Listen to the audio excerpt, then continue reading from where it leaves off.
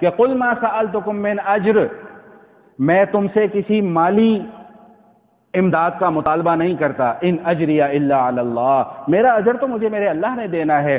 آنے والے وقت کے مبلغین کو، واعظین کو، علماء کو اللہ کے نبی نے یہ پیغام دے دیا ہے قرآن کے ذریعے سے کہ دین کا کام کرنے میں تمہارا اپنا کوئی ذاتی مفاد وابستہ نہیں ہونا چاہیے۔ بھائی دین کا کام کر رہے ہو تو دین کا کام کرو، چاہے وہ مسجد میں بیٹھ کر بچوں کو قرآن پڑھانے والا ہو، چاہے وہ بڑے بڑے مجمعوں میں جا کر بیان کرنے والا ہو، دین کا کام کرنا ہے تو اس کو دین کا کام سمجھ کر کرو۔ یاد رکھیے گا کہ ایک جملہ چھوٹا سا عرض کر دوں کہ دین کا کام دنیا کے طریقے پر نہیں ہو سکتا۔ دنیا داری کے ذریعے سے اگر ہم چاہیں کہ ہم دین کا کام کر دیں گے تو یہ سب سے بڑی ناکامی ہے۔ دین کا کام دین کا کام ہے۔ قل ما سألتکم من اجر، بھائی میں تم سے کسی معاوضے کا مطالبہ نہیں کر رہا، ان اجری الا علی اللہ، میرا اجر تو میرے اللہ نے مجھے دینا ہے، میرا اللہ مجھے جانتا ہے کہ اس نے مجھے کیا دینا ہے کیا نہیں دینا ہے۔ میں تم سے کسی چیز کا مطالبہ نہیں کر رہا ہوں، تم سے کسی دنیاوی غرض کا مطالبہ نہیں کر رہا ہوں، تم سے میری کوئی دنیاوی مفاد وابستہ نہیں ہے، میرا وفاد صرف اور صرف آخرت کے ساتھ وابستہ ہے۔ آج معذرت کے ساتھ ہماری کچھ یہی ذہنیت بن چکی ہوئی ہے۔ میں نے ایک دفعہ کسی موقع پہ یہ جملہ عرض کر دیا کہ جی ہمیں دین اس لیے آتا نہیں ہے کہ ہم دین سیکھنا نہیں چاہتے ہیں، تو وہ بڑا شور مچا، جی یہ مولوی صاحب نے کیا کہہ دیا۔ میں نے کہا حقیقت تو بتائیے اور کیا کہا ہے۔ دین سیکھنا چاہتے ہو تو جب علماء کوئی مسئلہ بیان کر دیں تو اگلے آنکھیں بند کر کے اس کے اوپر عمل کیا کرتے ہیں، اپنی ضد نہیں لڑایا کرتے، اپنی کنڈیاں نہیں وہاں پہ پھنسایا کرتے، اپنے اختلافات کا اظہار وہاں پر جا کر نہیں کیا کرتے۔ پر دین کا معاملہ اور چیز ہے، تمہارے ذاتی اختلاف اور چیز ہے۔ ذاتی اختلاف کو دین میں کیوں لے کر آتے ہو؟ جب ایک مسئلہ سمجھا دیا کہ یار یہ کام ایسے نہیں ایسے کرنا ہے تو آنکھیں بند کر کے اس پہ عمل کر لو، بس اپنی وہاں پر توجیہات لڑانے کی کیا ضرورت ہے۔ اور میں حیران ہوتا ہوں، ابھی بات گزری نا آغاز میں کہ یہ کفار کے خود ساختہ نظریات تھے اور خود ساختہ نظریات کی کوئی حیثیت نہیں ہوتی، تو اسی طرح یاد رکھیے گا کہ خود ساختہ مسائل کی بھی کوئی حیثیت نہیں ہوتی۔ ابھی مجھے پرسوں ترسوں ایک دوست کا فون آیا ایک مسئلہ پوچھنے کے لیے، تو وہ مسئلہ کیا تھا کہ ان کے کسی ملنے والے میں کسی شخص کی وفات ہو گئی، تو اب ان کی جائیداد تقسیم ہونی تھی اولاد میں۔ بھائی جنہوں نے سنتیں پڑھنی ہیں وہ بیٹھے رہیں، جنہوں نے سنتیں پڑھنی ہیں وہ برآمدے میں جا کے سنتیں پڑھ لیں۔ تو ان میں آپس میں کوئی جائیداد کی تقسیم کا معاملہ تھا بہن بھائیوں کے اندر۔ تو بھائی جو تھے نا، بھائی وہ بہن کو کہتے ہیں کہ ہم تمہیں تمہارا حصہ کاٹ کر دیں گے، پورا حصہ نہیں دیں گے جو تمہارا شرعی حصہ بنتا ہے۔ کیوں کاٹ کر دیں گے؟ اس لیے کاٹ کر دیں گے کہ تمہارا بیٹا کوئی نہیں ہے۔ نعوذ باللہ من ذالک۔ یہ ہمارے معاشرے کی انتہا درجے کی اخلاقی گراوٹ ہے، انتہا درجے کی اخلاقی گراوٹ۔ میں نے اس کو مسئلہ تو نہیں سمجھایا، میں نے اس کو صرف ایک جملہ یہ کہا، میں نے کہا میری طرف سے یہ جملہ ان لوگوں کو سنا دینا، میں نے کہا یہ جو تم کام کر رہے ہو نا یہ صرف ناجائز نہیں ہے، یہ حرام ہے۔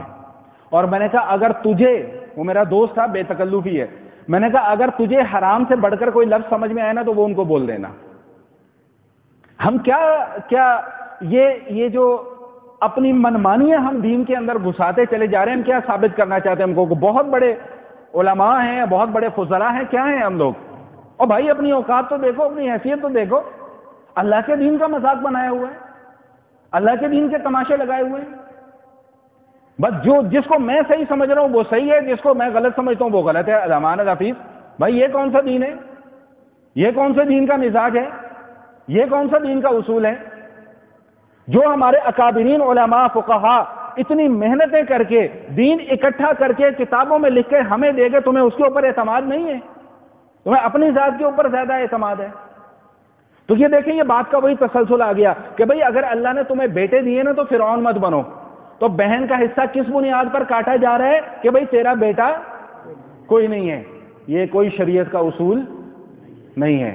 میں نے پھر اسے کہا، میں نے کہا اچھا اس سے پوچھو کہ اگر کسی بہن کی شادی نہ ہوئی ہو تو اس کو کچھ بھی نہیں دو گے پھر کہ بھئی تیری تو ابھی شادی نہیں ہوئی؟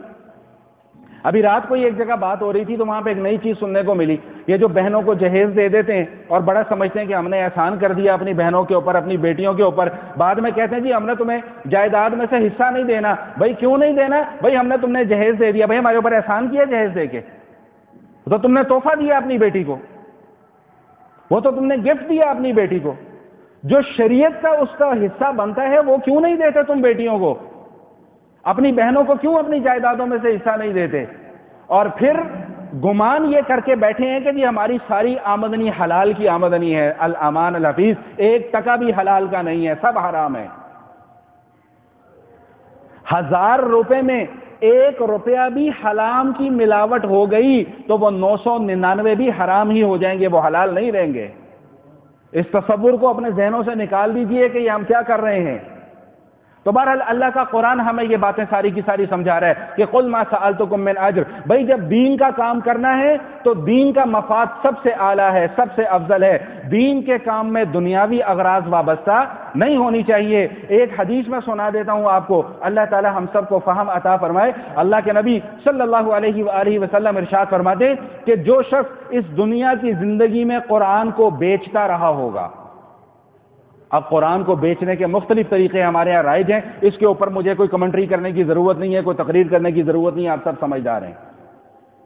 جو قرآن کے ذریعے سے دنیا کماتا رہا ہوگا، جس کے گھر میں حلوے مانڈے چل رہے ہوں گے صرف اس قرآن کی بدولت، تو اللہ کے نبی صلی اللہ علیہ وآلہ وسلم کا فرمان عالی شان ہے، سچے نبی کا سچا فرمان، فرمایا کہ کل قیامت والے دن وہ اس حلیے میں اللہ کی بارگاہ میں پیش ہوگا کہ اس کے چہرے کا صرف ڈھانچہ ہوگا، چہرے کے اندر گوشت کوئی نہیں ہوگا۔ ذلت، رسوائی مقدر بنتی ہے جب اللہ کے دین کو بیچا جاتا ہے، ذلت اور رسوائی مقدر بنتی ہے جب اللہ کے دین کا نام استعمال کر کے پروپوگیٹ کیا جاتا ہے، اپنی ناکامیوں کا اعتراف اس انداز میں کیا جاتا ہے کہ جی فلاں تو ایسا ہے۔ تو قل ما سألتکم من اجر ان اجری الا علی اللہ، بھائی میرا اجر تو میرے اللہ نے مجھے دینا ہے، تم لوگوں سے مجھے نہ کسی اجر کی امید ہے اور نہ میں تم سے کوئی اجر کی امید لگا کر بیٹھا ہوا ہوں، نہ ہی مجھے کوئی توقع ہے، نہ ہی مجھے کوئی لالچ ہے۔